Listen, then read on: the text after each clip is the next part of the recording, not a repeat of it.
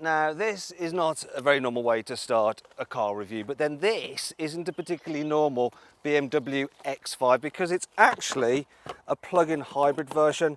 Now, I'm going to try not to fall over because I feel a bit dizzy after doing that. Now, you might be interested in this car if you don't want a diesel, but you still want good economy. One thing you have to be aware of, though, is that all the electrical stuff, the batteries, for the hybrid system is stored under the boot. So that means that, well, the boot capacity is about a quarter less than the normal X5s, plus you can't get the 7-seater version because there's nowhere to put the seats. You do have a little bit of storage area there, which is probably just about big enough to hold your spare battery pack for your phone. But you do get a flat low floor. I really like the fact you've got this split tailgate as well. It does make it easy to slide things straight into the back. And the only problem with it is you have to put it back up if you want to fold the rear seats. Backs down, yes, did it. And then, as you can see, you get a flat-ish low bay. You can slide items all the way to the back. Now, one of the things I like about this car is the space in the back seat. So I'll just put these in their original position, move across. Now, there's loads of knee room, there's loads of headroom.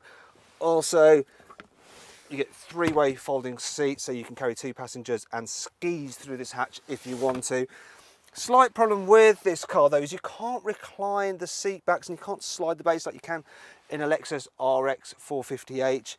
But this is actually the best car in its class pretty much for 3 in the rear, because this seat, it's about the same height as the outer ones. You've got a pretty much flat floor, and look, in the middle with 3 people, it's absolutely fine. And if you want further proof of that, you can click up there on the card to watch our in-depth practicality video, see what it's like with 3 people in the back of this car, how easy it is to fit a baby seat, and just how much stuff you can fit in the boot of this BMW X5. So let's move into the front of the car, because it's just as spacious as the rear. That is not a problem. What is the fact that, well, yes, compared to some of its rivals, this car is a little bit dull here on the inside. It really is starting to show its age. I can't fault the quality though. I mean, wherever you touch, there's always some soft touch material. It does feel very high quality, and there's not any dodgy bit of trim to let it down, and you can't find anything that just seems cheap. It's a very, very expensive feeling car. It's also got very good storage spaces as well, pretty much. You've got huge door bins. You can fit, well, easily 1 big bottle, and there's room for another bottle and some more if you want. And equipment's pretty good. So right across the range, you get things like electrically heated leather seats. You also get this premium sat-nav there with the widescreen, the professional system, and it's just so lovely to use. BMW's iDrive. I've said it so many times in all my reviews. It's one of the best systems, if not actually it's the best system on the market to use. Absolutely love it.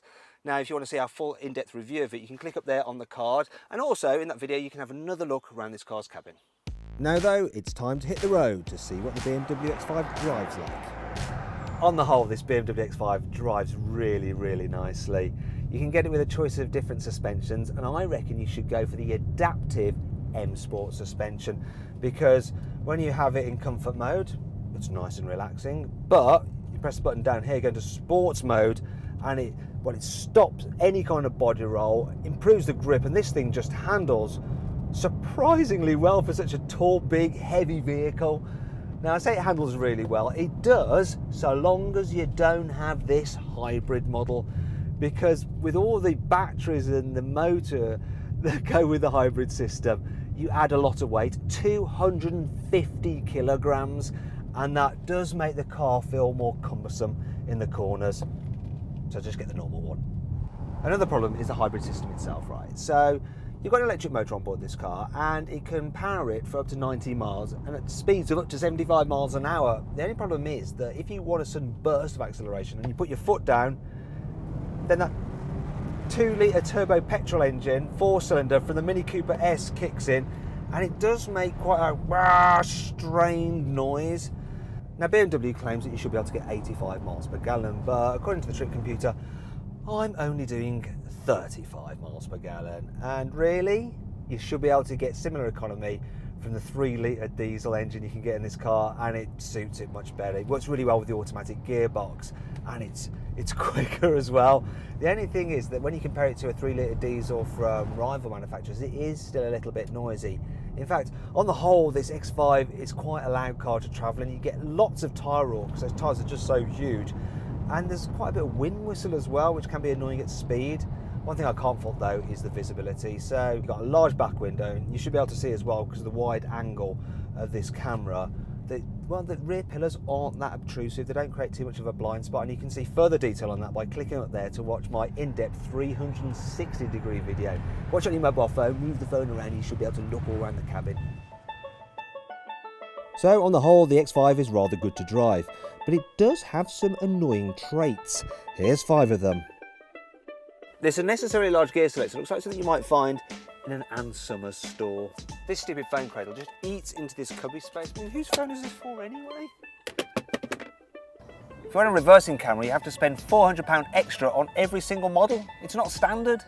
The parcel shelf is so heavy you can use it to train your biceps.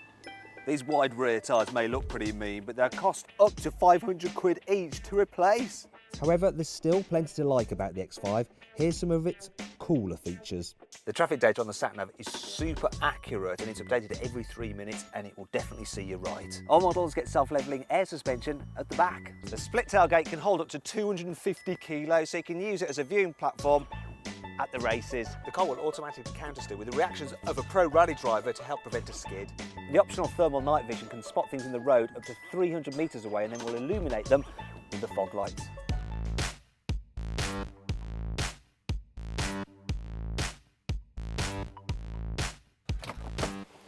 So then, overall, what do I think of this BMW X5? Well, it's quite interesting how this hybrid version is completely silent at low speeds. It's just a shame that all models are quite noisy at high speed, and their interiors just seem a little bit dated. But you know, this is a hugely practical car, and in diesel version, it's very good to drive. Now, if you click up there, you can get more information and reviews on various different cars and find out the best deal you can get on a new car at carwow.co.uk. Thanks for watching. If you enjoyed this video, please like it, share it, and subscribe to our channel. If you click over there, you can watch our detailed practicality, infotainment, and 360-degree passenger ride video for the X5. Now, did you spot the Easter egg in the video? It was the album X5 car stereo.